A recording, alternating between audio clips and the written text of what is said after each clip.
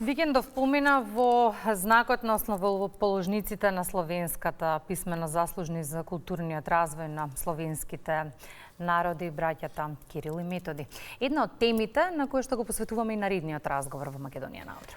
Зошто ни се важни, како го менувале светот, но и каква должност имаме ние кон идните генерации во однос на вложувањето во македонскиот јазик, кој, како и секој друг словенски јазик, е гранка од стеблото на Свети Кирил и Методи. Ова е само една од темите што утрово ќе ги отвориме со професорот Борче Арсов од Институтот за македонски јазик, Крсте Петков Мисирко. Велиме една од темите, бидејќи имаме и убав повод за гостувањето на професорот во студиото. Добро утро. Добро утро и благодарам за поканата. Професор, ќе започнеме со оно што беше најактуелно во текот на викендот. Особено важно ни е што да споменеме и денеска, нели, што споменот е славата на Свети Кирил и Методи изворно потекнуваат од етнографскиот простор на Македонија. Уште поважно е тоа што врз цивилизацијските вредности афирмирани од Кирил и Методи се втемелила и македонската национална свест и традиција, јазик и култура. Така некако да почнеме. Да, така е. Всушност, познато е во историјата и она што мене ми представува особено често е што пред неколку години точно со вас разговаравме точно на оваа тема и затоа сум радосен што повторно ве гостувам со таа, но и со други теми. Значењето на Кирил и Методи, на светите браќа Кирил и Методи е епохално. Значи, тоа не е ништо ново што можеме да го кажеме, а не е ново ни тоа дека ние како македонци треба да сме особено горди на нивната дејност, на нивното дело. Всушност, тие потекнуваат од Солун и природно е и очекувано е оној јазик за кој што требале да го создадат заедно со оригиналното дело, јас би рекол глаголицата, како прво словенско писмо, да го изберат врз основа на говори што се во нивна близина. А тоа се говорите на словените, на македонските словени, можеме слободно да кажеме, во околината на Солун, оние три познати села, Сухо, Зарово и Висока.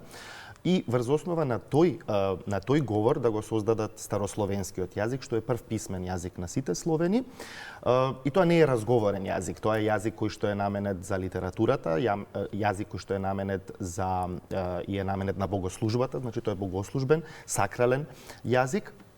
Но да се вратам јас на таа македонска теорија која што е всушност најприфатена и најприфатлива за настанокот на старословенскиот јазик, она што го кажав во врска со говорот на словените во околината на Солун, а од македонска перспектива еве би го цитирал, би го парафразирал и познатиот австралиски славист, македонист Реджинал Дебреј, кој што вели дека е историска иронија тоа што македонците, чии што предци на словенскиот свет му го дале првиот литературен јазик, својот јазик, нивниот јазик е признаен последен како различен словенски јазик, јужнословенски јазик различен од соседните, тоа се нели српскиот и бугарскиот. Така. Создавајќи глаголицата и преведувајќи го Светото писмо и другите црковни и свети текстови на старословенски јазик, Кирил и Методи отворија нови видици на словенските народи во Европа. Ни го дадоа ли со тоа клучот за самоидентификација и самоопределување низ вековите? Интересно е ова прашање од повеќе аспекти, а првиот е тоа што развојот на секој словенски јазик всушност започнува со дејноста на Кирил и Методи, не само за македонскиот. И ако ги разгледаме сите јазици од, како го кажавте, словенското јазично стебло, сечи развојот на секој од овие јазици започнува токму со делото, односно со дејноста на Кирил и Методи. И несомнено, тоа е една од причините зошто во 1980 година тие и се прогласени од папата Јован Павле II за патрони, за заштитници на Европа, но ние не треба да заборавиме дека е точно Кирил и Методи се просветители, се словенски учители. Меѓутоа, тие се, особено од денешна перспектива, и дипломати.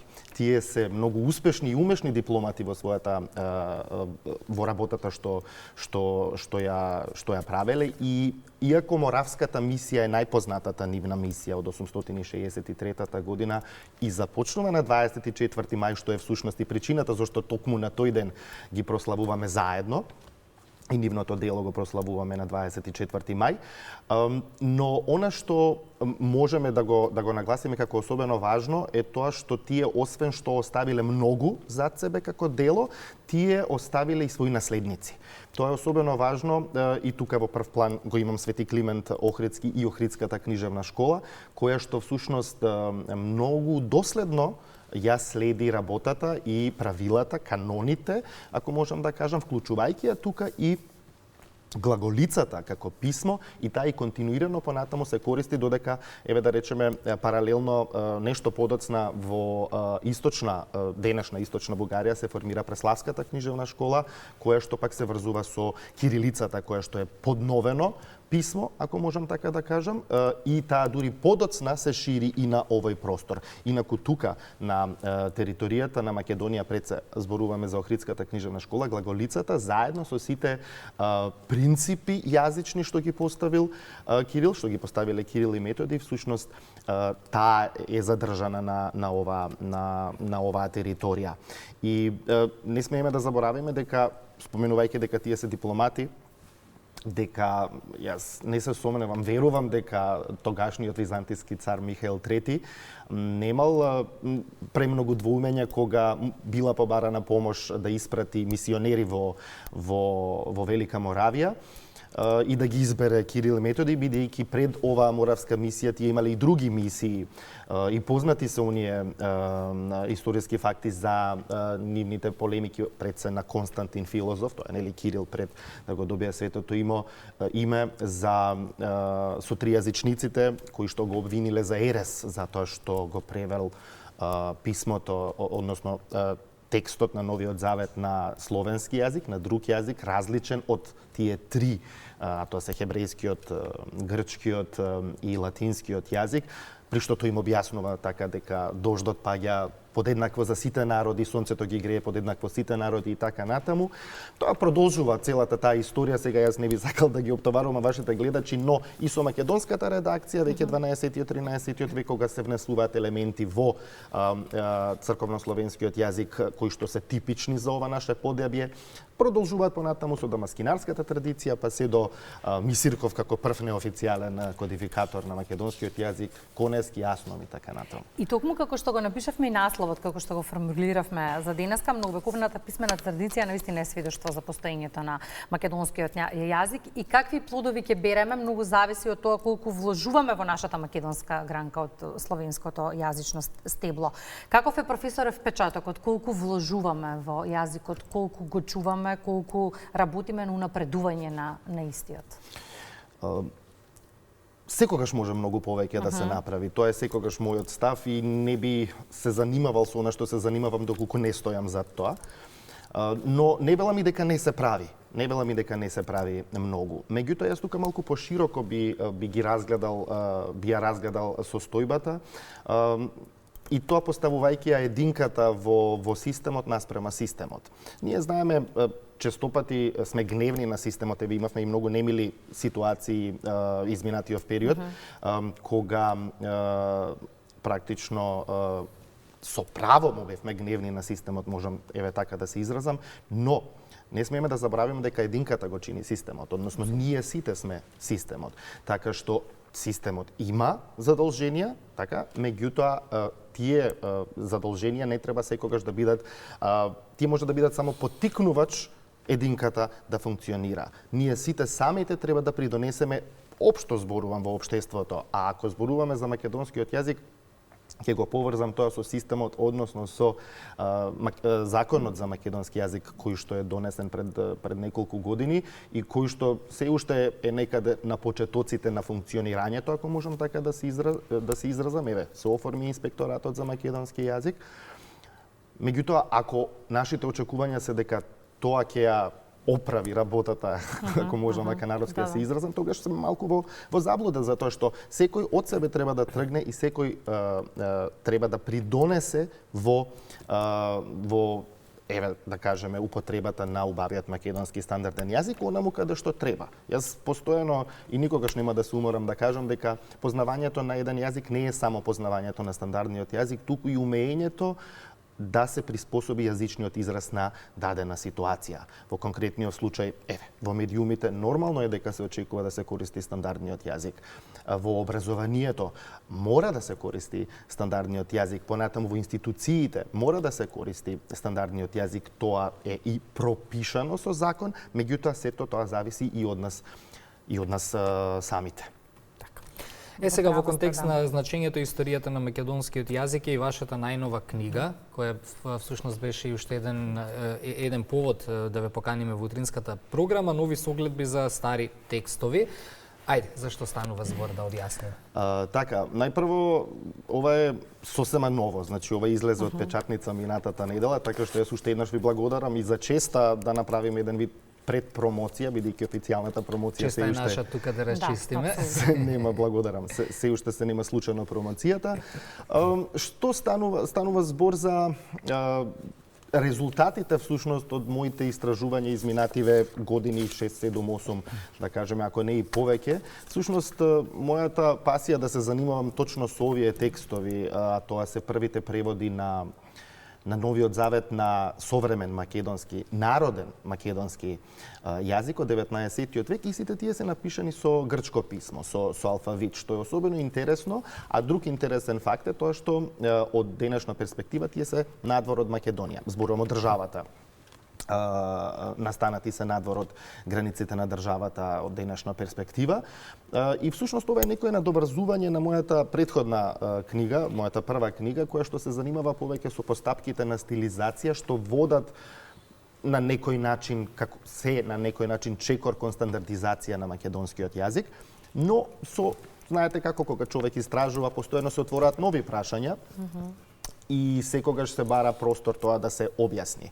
Тука, јас внесувам уште еден дополнителен момент што мене особено ми е важен и со кој што и се уште продолжувам да се занимавам, а тоа е споредбата на овие текстови што ги споменав со уште постари текстови од онаа македонска редакција на црковнословенскиот јазик, тоа се текстови од 12. 13. век, и споредба со најсовремените преводи на Новиот Завет на современ македонски стандарден јазик од 2006, 2007, 2008 година и така натаму. Така што јас навистина се надевам дека оваа книга, како плод на мојата работа изминативе години, ќе си најде свое место и ќе ја заинтересира научната јавност и дома, но и во странство за овие текстови, но и воопшто за историјата на македонскиот јазик.